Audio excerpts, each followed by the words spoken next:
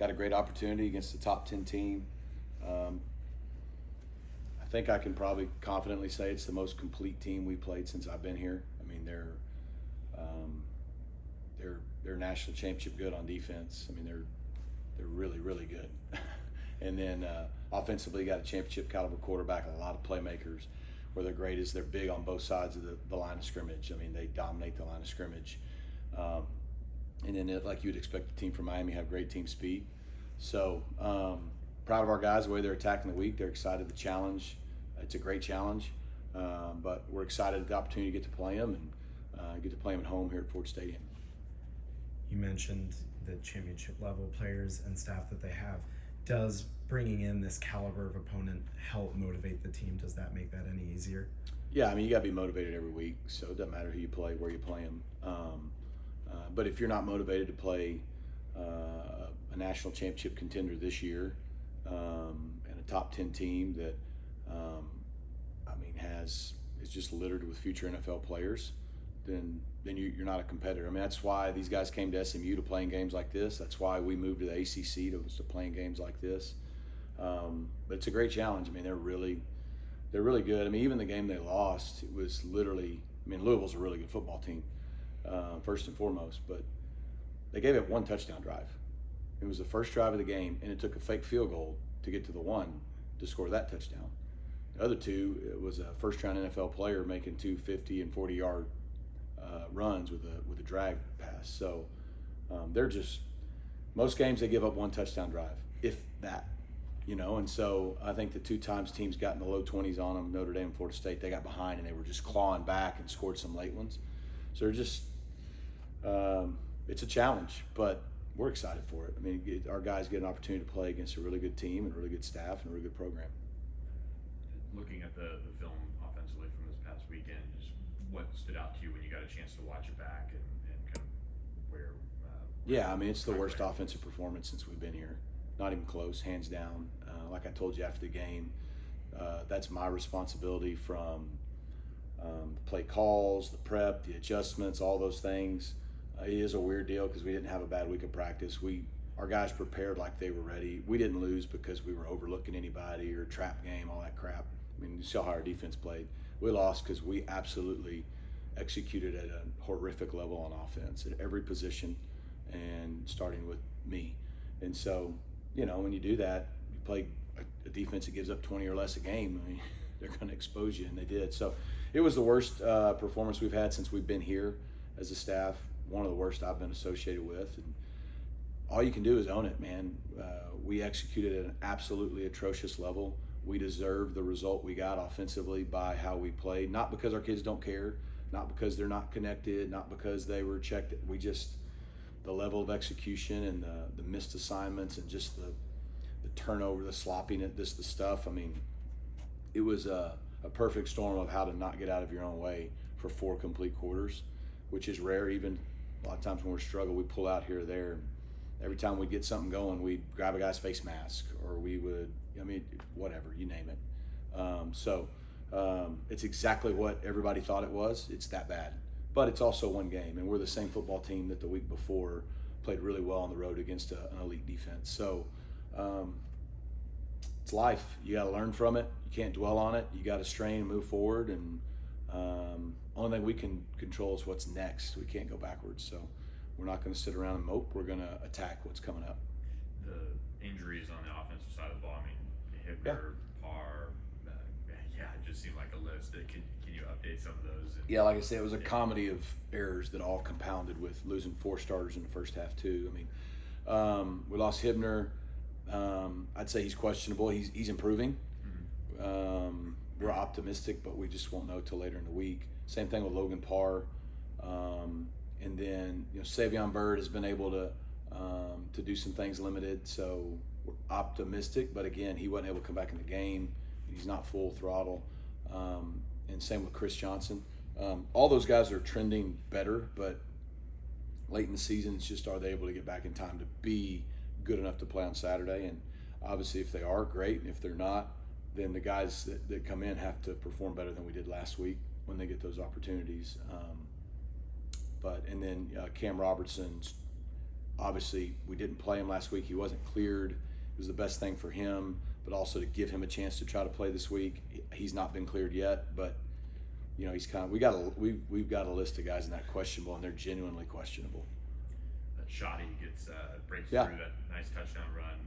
What have you seen from him to obviously get those opportunities? Yeah. And is Dramico, you guys are bringing him? Yeah. Yeah. So I think the deal is, you get a certain point in the season.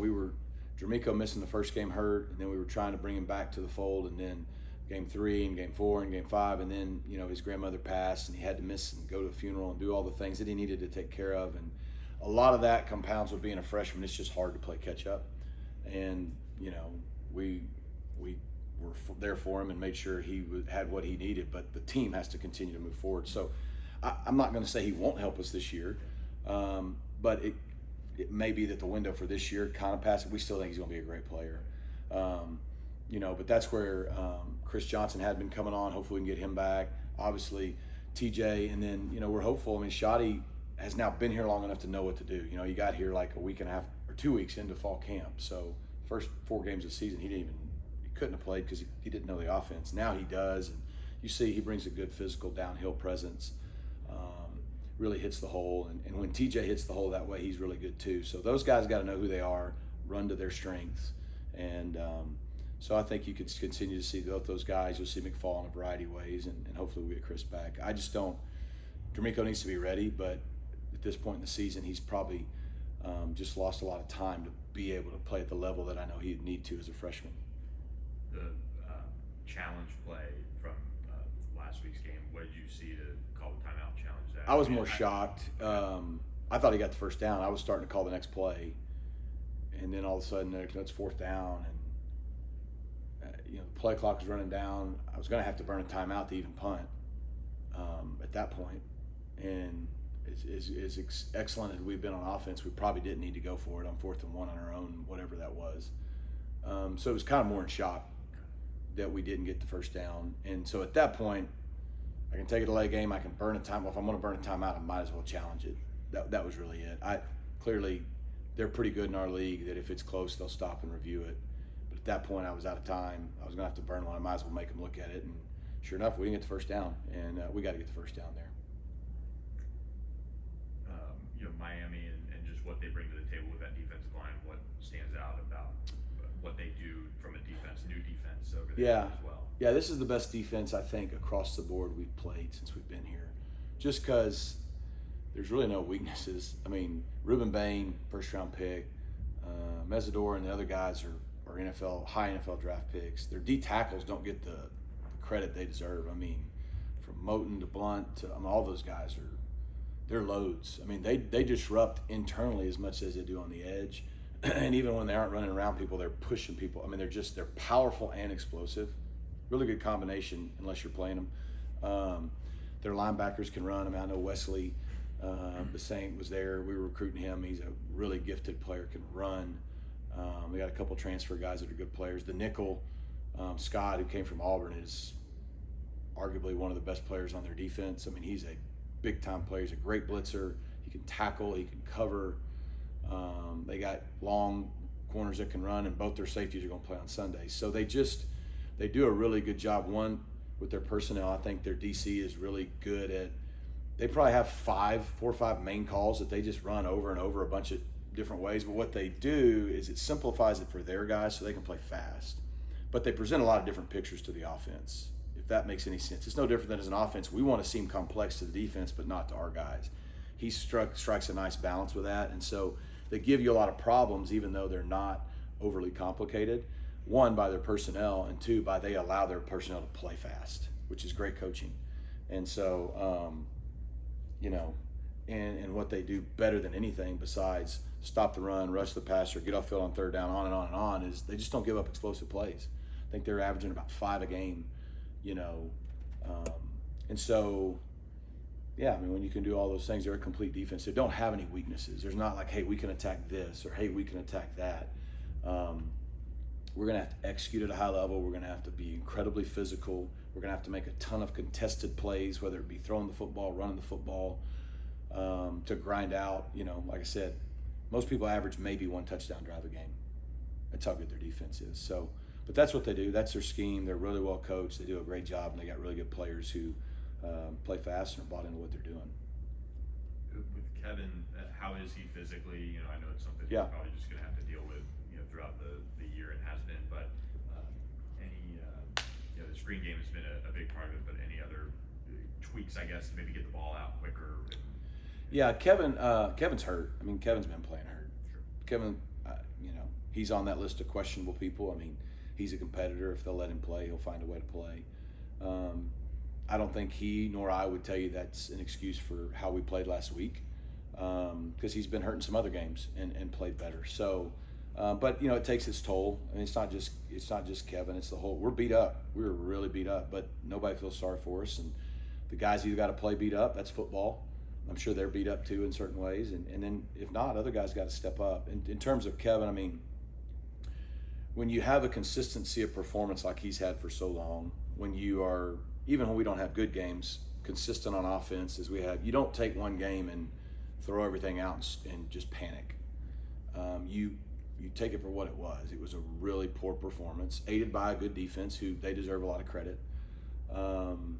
So, you just got to try to learn from it. I mean, we're going to game plan how we feel like we need to attack the opponent we're playing, regardless of his health. And if he's able to carry out that game plan, then there's nobody else we'd rather have out there. So, yeah, without giving too many competitive things away, that's what we'll do. Probably going to be sold out. I assume there's Yeah. only a couple seats left to get back in front of the home crowd and wash everything away. It's probably going to be a good feeling Saturday. Yeah, right? it's good to be home. It's good to be playing an opponent that is this talented, this good. But yeah, I mean, we need Ford Stadium loud, and I don't care if it's 11 a.m. kick. Great, we can reverse Boulevard. We need everybody there early. We need energy in the stadium. Our guys feed off that. You think of last year, all the home games we had. I mean, I know they were night games. It doesn't matter. You think of Florida State and Pitt, and even BC was an afternoon kick, and TCU was too, and Cal. Like the energy that we fed off, not just from our students, the stadium as a whole. Our players feed off that. We need that. We need it to be a rowdy 11 a.m. kick. And again, no different than our team. This is what our fan base asked for. So they need to show up and have our guys back, and I know they will. And our guys are going to play extremely hard, and they're going to give everything they have to try to find a way to win. Is it Akil Washington, maybe somebody who's probably going to? Probably at this point, he's a lot better, but he's still never been cleared. And so at this point, with only a few games left, first and foremost for him, it's probably in the best interest. If he doesn't get cleared, then try to pursue the year medically and maybe get it back. But he's still not cleared, and it's just been something that happened the first game week of the season practice, and has just lingered and then just taken a long time to heal. And so he's not cleared yet. But even if he got cleared late, and again, I don't know if that he will in the regular season. So hopefully he can keep healing and get the year back, and both for him and then maybe even for us, that'll be a good thing for the future, but it doesn't really help us right now. What did you think of the response from your team out there today, just getting back Yeah. to this kind of sleepy morning too? Yeah, they responded well. It didn't feel sleepy out there. Good. So we got a good bunch. We got a competitive bunch. It's unfortunate we didn't grind out that game. You got to find ways to win when you're not your best, and we didn't do it. We've lost 2 games this year on games we should have won, and probably made any number of 10 or 15 plays we'd have won them, and we lost both on walk-off kicks. And only people who are responsible for that are us. So, but like I said, all that stuff in the past, it won't help us or hurt us. Whether we won that game, we still had the same challenge coming in here this week, and it was going to be the same 2 teams, same people, same time, same kickoff, same TV channel. That game will be decided by who plays the best on Saturday, not how good either one of us did or didn't do the week before. So I think our guys are good. I think they've got a good maturity about them to move forward, and they're excited. Like I said, the challenge to Sheriff-Field with the top 10 team here at Ford Stadium. It's been quite a while since we beat a top 10 team, so hopefully we go out there and give them a game. Last one for me, but special teams, kind of what you see on some of those things? Yeah, special teams, our operation was poor on the one backed up that we shanked. You can line up. Wade's hurt too, guys. Wade's got a bum knee, but he's out there punting his butt off. But His first 2 kicks weren't good. We didn't protect or kick the first one well. The second one wasn't good. After that, I thought we did a nice job. He kicked it better. We covered. We got a turnover. Even the last punt of the game was a great punt to put them in a really tough spot. So we've been pretty good on that unit this year. But those first 2 kicks, I mean, again, our defense played good enough to win the game. Really would have had a shutout. If we don't shank a punt and we don't turn the ball over on our 10, we'd have shut them out. And that's where I think it's frustrating to lose with that kind of performance. But yeah, we got to be better in the kicking game.